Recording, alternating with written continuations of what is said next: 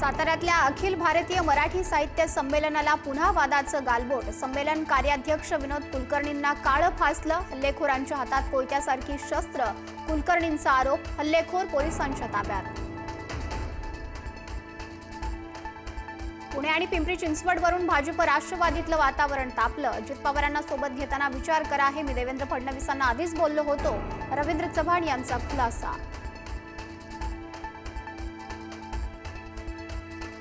अजित पवार आणि भाजपात खडाजंगी। पिंपरी चिंचवडमध्ये भाजपच्या काळात फक्त लुबाडणूक। अजित पवारांची टीका, तर आम्ही आरोप केल्यास अजित पवारांना अडचण होईल। रवींद्र चव्हाणांचा इशारा। महापालिका निवडणुकीच्या निकालापूर्वीच महायुतीची 66 जागांवर बाजी। राज्य निवडणूक आयोगाकडून चौकशीचे आदेश। महापालिकेसह निवडणूक निर्णय अधिकाऱ्यांकडून अहवाल मागवला। साम दाम दंड भेद वापरत बिनविरोधचा ट्रेंड। 5 ते 10 कोटी रुपये दिले। खासदार संजय राऊतांचा आरोप। प्रशासनानेही उमेदवारांवर दबाव टाकल्याचा राऊतांचा दावा।